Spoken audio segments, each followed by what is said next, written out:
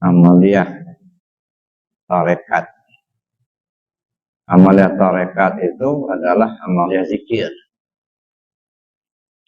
Karena dalam memahami dua kalimat syahadat, seperti yang juga sudah saya jelaskan sebelumnya, itu ada 5 tahapan yang kalimat syahadat. Yang pertama kita perlu tahu cara mengucapkannya.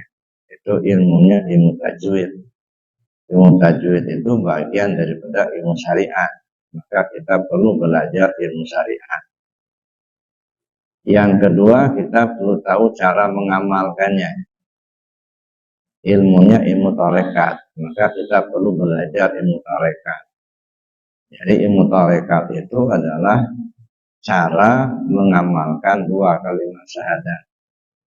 Maka kita tidak boleh alargi dalam membicarakan ilmu tarekat. Nah, ilmu tarekat itu ilmu zikir. Zikir itu untuk memperbaiki dan membenahi hati. Jadi belajar tarekat itu artinya belajar cara mengamalkan dua kalimat syahadat. Lalu yang ketiga, kita perlu tahu juga isi dari dua kalimat syahadat itu. Apa isinya? Kalau sebatas kalimatnya udah hafal kita. Asyhadu an la ilaha illallah wa asyhadu anna Muhammadar Rasulullah.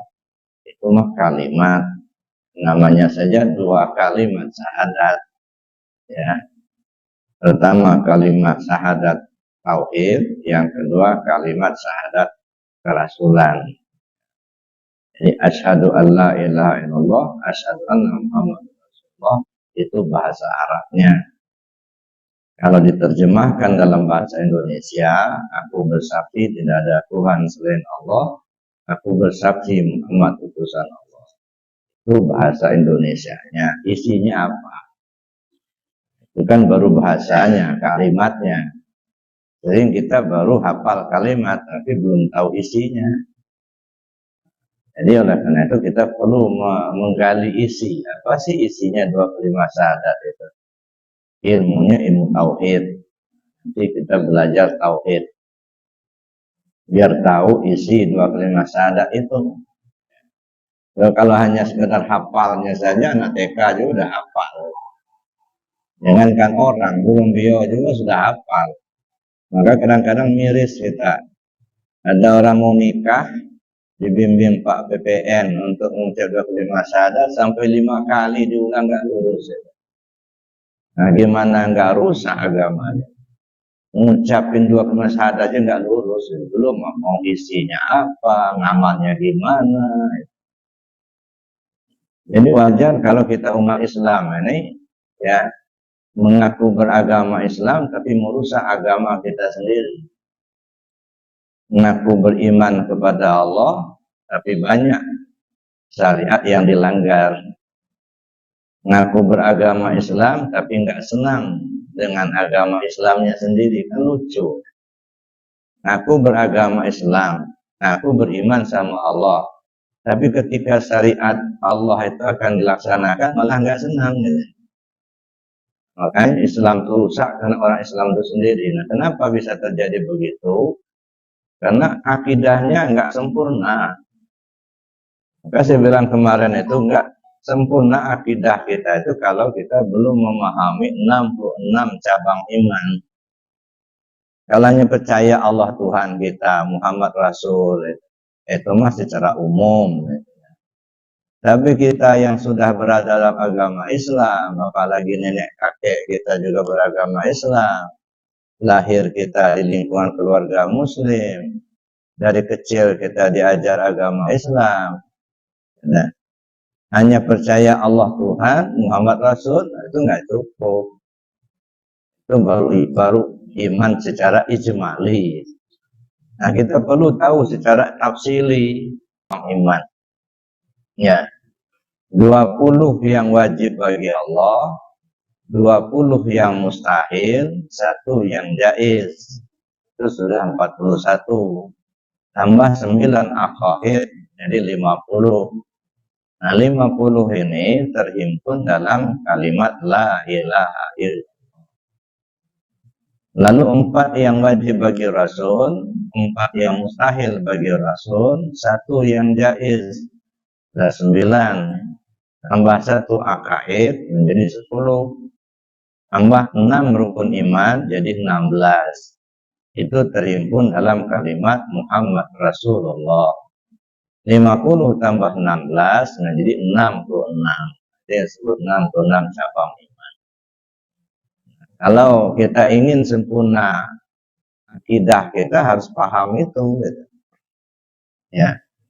Nanti kita kaji lebih jauh apa itu isi 25 syahadat.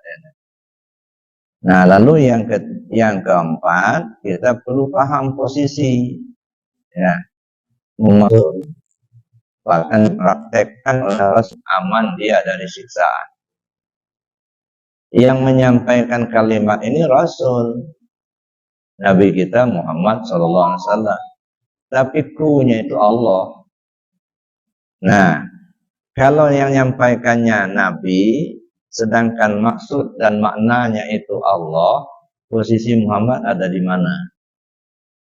Di mana posisi Muhammad ketika itu? Nah, ini perlu kita kaji. Ya. Kita hanya diberitahu dalam ilmu hadis, itu hadis kursi. Selesai. Nggak cukup hanya itu. Ya. Kita perlu telusuri maksudnya itu apa. Gitu. Dan itu perlu kita contoh. Nggak hanya kita mendengar saja. Dan ini sudah dipraktekkan sendiri oleh Sultan Aulia Syekh Abdul Qadir Jailani qaddasallahu sirruhu aziz, ketika beliau menghidupkan orang mati. Kan ada 2 orang bertengkar, 1 orang Islam, 1 orang Kristen. Kata orang Kristen ini Nabi Isa itu lebih mulia dari Nabi Muhammad.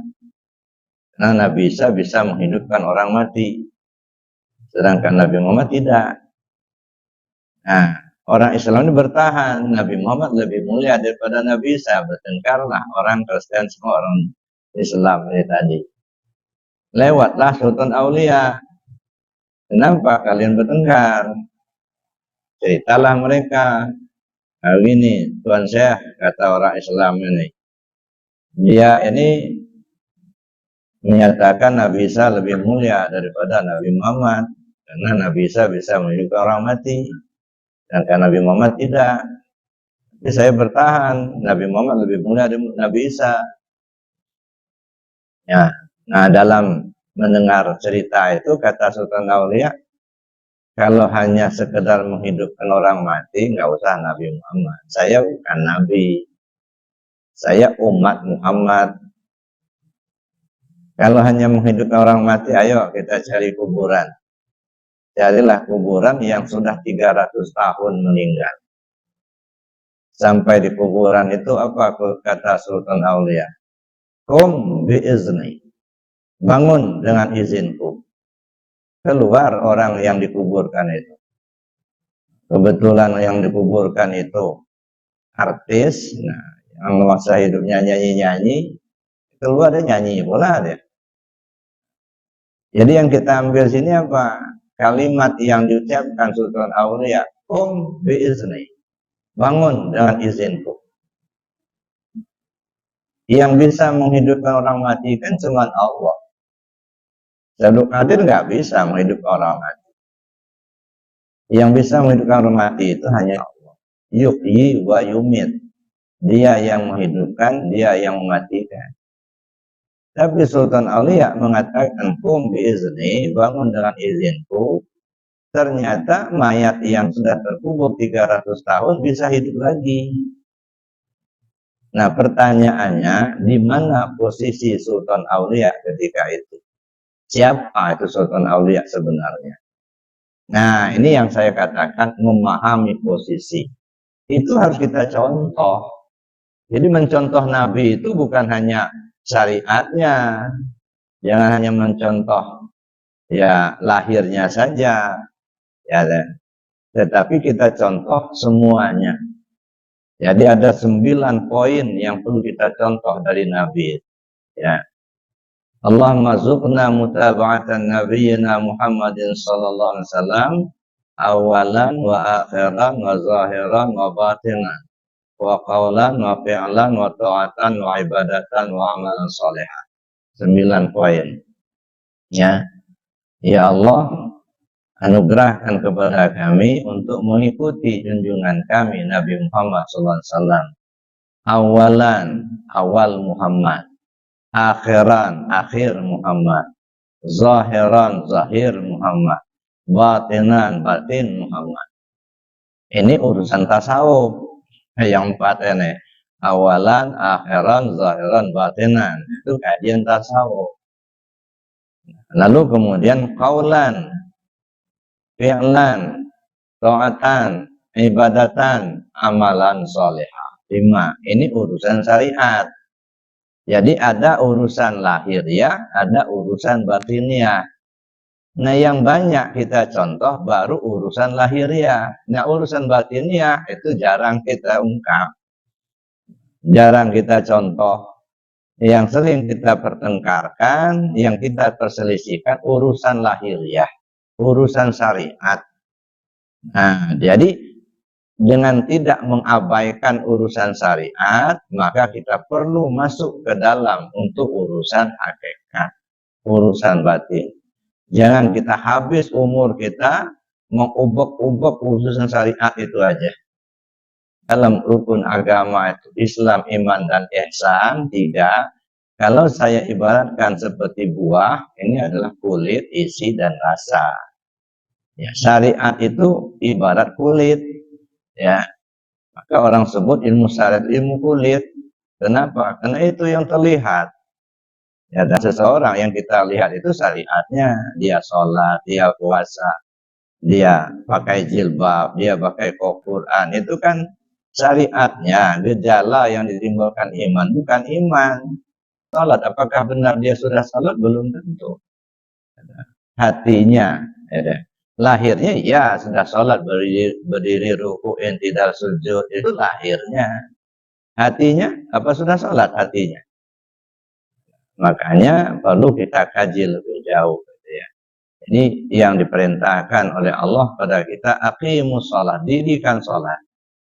Kalau dirikan sholat sekali berdiri, seumur hidup berdiri. Bukan hanya ketika ada waktunya sholat saja. Ada waktu sholat itu syariatnya, pelaksanaan lahiriahnya. Makanya ada dalam Quran itu disebut, ada yang disebut dengan sholat pada waktunya. Inna sholata kanat alal mu'minina kitaban mauquta. Bahwa sesungguhnya sholat bagi orang mukmin itu ada waktu-waktunya. Maka kita mengenal 5 waktu sholat itu syariat, ya, fikih itu, hukum itu. Tapi ada yang disebut dengan sholatul wusta, sholat di pertengahan. Mana pertengahan? Ulama tafsir memahaminya sholat asar, ya. Nah, itu di pertengahan, ya, di ujung siang dan di awal malam. Tapi ulama-ulama tasawuf memahaminya ilmu itu bukan. Nah, itu sholat wusta. Sudahkah kita melaksanakan sholat 5 waktu, terisi hati kita dengan ingatnya kepada Allah? Apa ngobrol sama iblis? Badannya sholat, hatinya enggak. Itu belum sempurna sholatnya. Lalu lahirnya saja yang sholat, tapi hatinya belum. Ada lagi namanya kaji lebih jauh kalau ingin sempurna iman kita, ya, yang sampai kepada tingkat yang ayat tadi dibaca. Innamal mu'minuna alladzina idza dzukirallah wajilat qulubuhum. Begitu disebut Allah, tersentuh hatinya. Jadi bukan hanya menyebut nama lewat begitu saja, tapi ada sentuhan jiwa. Dia sibuk bekerja, tersentuh, langsung tinggalkan, dia sholat. Makanya kalau kita lihat di Mekah itu, ya namanya di Tanah Suci, begitu azan datang, terdengar azan, ya, yang belanja stop, maaf Pak, kita mau sholat dulu. Ya, nggak sempat ke haram, ngegelar sejadah di depan tokohnya itu. Tokoh tutup, ya, nggak ada yang belanja. yang bersangkutan ngegelar sejadah di depan toko berimaman dengan imam di Masjidil Haram. Masya Allah. Di Aceh, nggak usah di Mekah, di Aceh. Saya berapa waktu yang lalu ke Aceh bawa jamaah, kita ada 3 bis bawa jamaah. Ya, kami sedang minum, ya minum kopi lah di warung di kota Banda Aceh. Nah begitu azan asar, gitu ya, langsung serok rolling door-nya itu diturunkan. Maaf Pak, kita mau sholat dulu. Gimana kami keluar? Nggak apa-apa, di dalam aja. Silahkan aja, lanjutkan minum, tapi kamu sholat dulu. Pintu langsung ditutup. Di Aceh. Nah nanti sudah selesai sholat, mereka sudah pulang dari masjid, buka lagi. Nah yang minum aja, yang nggak sholat itu. Nah, kita kebetulan memang dekat dengan masjid itu, ya kita langsung keluar ikut sholat juga. Nggak enak juga kita mau minum di toko mereka itu, sementara yang punya toko itu masjid gitu ya. Nah, itu yang wajilat qulubuhum. Ini yang kadang-kadang ya ayat-ayat Al-Quran kita baru sebatas membaca, tapi belum mampu kita menemukan pesan suci dari ayat itu. Nah sekarang kita coba ya, kita baca, kita pahami, kita temukan pesan suci yang terkandung dalam ayat itu. Mana pesan sucinya? Setiap ayat Al-Quran itu memiliki pesan suci. Nah, cuman kadang-kadang kita terbuai dengan ceritanya, terbuai dengan lagunya, gitu ya. Tapi kita lupa mencari pesan sucinya. Dalam Al-Quran itu ada yang sifatnya amar, ada yang sifatnya nahi, ada yang khabariyah, ada yang insya'iyah, ada yang wa'ad dan wa'id, janji baik dan buruk. Semua itu petunjuk semua. Karena Al-Quran itu kan hudal linnas, petunjuk buat manusia. Ya dah. Jadi bukan hanya dibaca tulisannya, tapi membaca isinya supaya jadi petunjuk. Cuman kita ini kadang-kadang baru sebatas membaca tulisan, belum mampu membaca isi. Cerita Nabi kita melaksanakan Isra Mi'raj hanya terbuai dengan cerita. Satu-satunya Rasul yang dibawa, yang dipanggil untuk Isra Mi'raj adalah Nabi kita Muhammad SAW. Isinya mana? Petunjuknya mana? Ini yang jarang terungkap. Mana petunjuk dari peristiwa Isra Mi'raj? Cerita Nabi Musa membelah laut terbuai dengan cerita. Pakai apa Nabi Musa belah laut, Bu? Pakai apa belah laut? Pakai tongkat. Kan hebat kan tongkat Nabi Musa? Mau saya kasih tongkat Nabi Musa? Ashabul Kahfi, itu ada 7 orang, 8 sama anjingnya yang tidur di gua. Itu 300 tahun itu. Terbuai kita dengan ceritanya, tapi lupa mencari petunjuk. Mana petunjuknya? Nah ini, jadi kita coba untuk memahami Al-Quran itu dan menemukan petunjuknya. Karena itu, ya Al-Quran itu petunjuk, hudalin nas. Bagaimana kita akan selamat kalau petunjuknya kita tidak ikuti? Jadi bukan hanya terbuai dengan cerita atau alunan suara yang merdu, ya, atau irama yang mendayu-dayu, enggak, ya, enggak itu. Saya alami, ya, di Masjidil Haram itu kalau sudah itu yang sudah jadi imam panjang ayatnya, ya, tapi tidak pernah ada rasa jengkel, dia itu enggak, malah nangis, ya, meneteskan air mata. Tapi beliau membacanya tartil aja, enggak ada irama-irama mendayu-dayu, ya dah. Jadi oleh karena itu maka perlu kita temukan petunjuk. Baik Bapak Ibu yang saya hormati, gitu ya, memahami posisi tadi, ya, itu yang keempat. Yang kelima, ya, perlu kita tahu bagaimana cara memakai 2 kalimat syahadat itu. Ya. Jadi bukan hanya dibaca kalimatnya, bukan hanya diartikan, cara memakainya gimana? Ya, kata orang Melayu, gitu ya, belayar biduk sampai ke pantai, bawa barang serta penumpang. Carilah hidup yang akan dipakai, kok mati bisa ditompang. Mana pakaian hidup, mana tompangan mati, yaitu dua kalimat syahadat. Tapi sudah tahukah kita memakainya? Nah, makanya saya bilang tadi, kita jangan habis waktu kita bicara syariat melulu. Gitu. Ya, banyak yang harus kita kaji lebih jauh. Gitu.